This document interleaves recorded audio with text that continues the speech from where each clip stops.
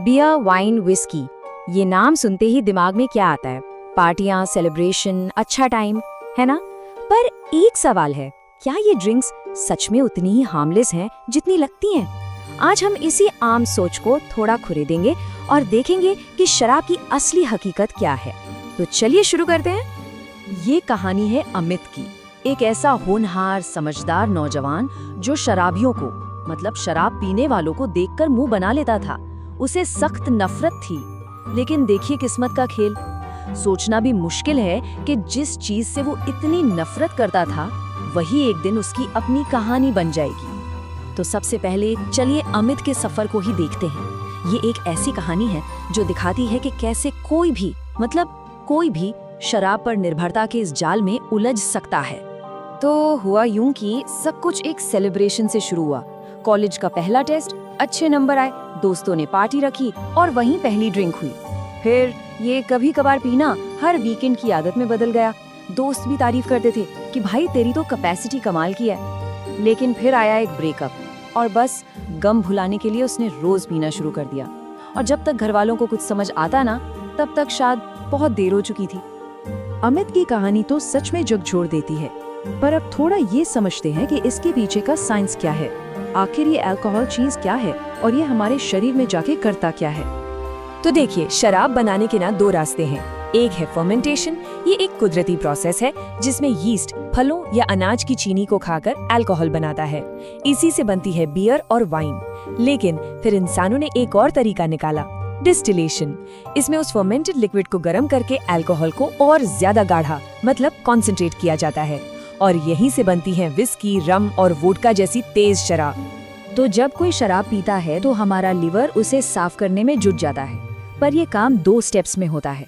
पहले स्टेप में liver alcohol को एक जहरीले केमिकल में बदलता है जिसका नाम है एसिटाइलडिहाइड, और दूसरे स्टेप में वो इस जहर को एक हार्मलेस चीज में बदल देता है जिसे एसीटेट कहते हैं। तो असली विलन कौन है? यही एसिटाइलडिहाइड। जी हाँ, हैंगओवर, सिर दर्द और शरीर को जो लॉन्ग टर्म डैमेज होता है ना, उसकी जड़ यही केमिकल है। और सोचने वाली बात देखिए, ये एक ऐसा जहर है जिसे हमारा शरीर शराब को तोड़ने के लिए खुद ही बनाता है। अब दिमाग पर इसका क्या असर होता है वो समझिए। इसे एक गाड़ी की तरह सोचिए। शराब दिमाग के ब्रेक पेडल यानी गाबा को और जोर से दबा देती है और जो रेस पेडल है यानी ग्लूटामेट उसे ब्लॉक कर देती है। नतीजा, दिमाग की रफ्तार एकदम धीमी पड़ जाती है। इसीलिए तो शांति और नींद जैसा महसूस होता है। अच्छा, ये तो हो गए शॉर्ट टर्म इफेक्ट्स। लेकिन असली कहानी तो तब शुरू होती है जब ये आदत बन जाती है। रोज रोज पीने से हमारे शरीर के जरूरी अंगों पर जो गहरा और परमानेंट डैमेज होता है ना, अब उस पर एक नजर डालते हैं। तो सवाल सीधा सा है, लंबे समय तक शराब पीने से आखिर शरीर का होता क्या है? 1 ड्रिंक, 2 ड्रिंक, वीकेंड पर पीना, ये सब जुड़कर क्या असर डालते हैं? चलिए देखते हैं। असर सच कहूं तो डराने वाला है। दिमाग सिकुड़ने लगता है, दिल के मसल्स कमजोर हो जाते हैं, पैंक्रियाज में सूजन आ जाती है और लिवर तो फेल होने की कगार पर पहुंच जाता है। और ये जानकर हैरानी होगी कि सिर्फ 1 ड्रिंक पीने के बाद इम्यून सिस्टम 24 घंटों के लिए कमजोर पड़ जाता है। 24 घंटे!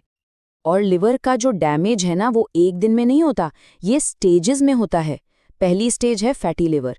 यहाँ अच्छी बात यह है कि अगर पीना बंद कर दें तो लिवर ठीक हो सकता है, लेकिन अगर पीना जारी रहा तो बात पहुंचती है सिरोसिस तक। और ये वो स्टेज है जो इरिवर्सिबल है, मतलब यहाँ से वापसी का कोई रास्ता नहीं। अक्सर शराब पीने के लिए कई तरह के बहाने बनाए जाते हैं या कुछ सुनी सुनाई बातों पर यकीन कर लिया जाता है। तो अब हम कुछ ऐसे ही आम मिथ्स को बस्ट करेंगे और देखेंगे कि साइंस आखिर कहता क्या है। ये शायद सबसे बड़ा मिथक है। कितनी बार सुना है कि अरे 1 ग्लास रेड वाइन तो दिल के लिए अच्छी होती है, पर क्या ये बात सच है?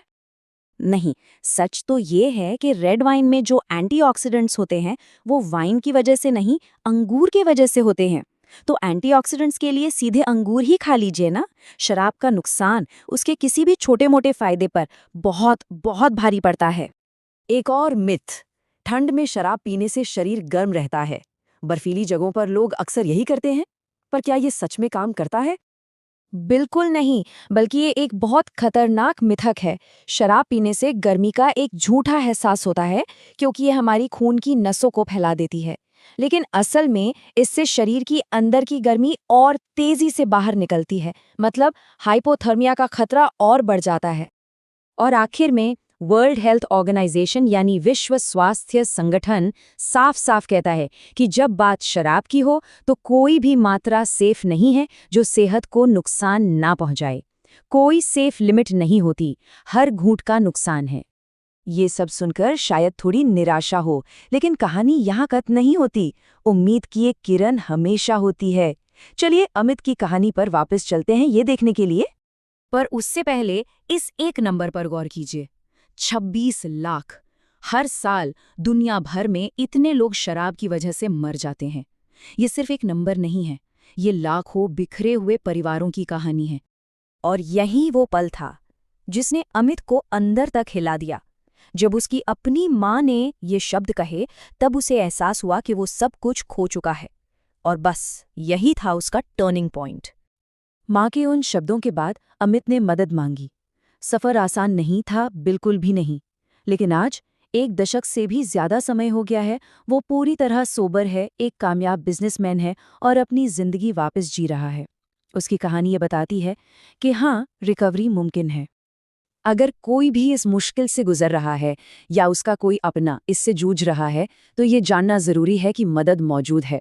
सरकार की नेशनल हेल्पलाइन है, अल्कोहलिक्स एनोनिमस जैसे सपोर्ट ग्रुप्स हैं और रिहैब सेंटर्स हैं। मदद मांगने में कभी कोई शर्म नहीं होनी चाहिए। हर कहानी एक पहले कदम से शुरू होती है। एक पहली ड्रिंक एक नई कहानी की शुरुआत कर सकती है। अब सवाल ये है कि वो कहानी कैसी होगी। ये फैसला हर किसी को खुद करना है। इस पर सोचिएगा ज़रूर।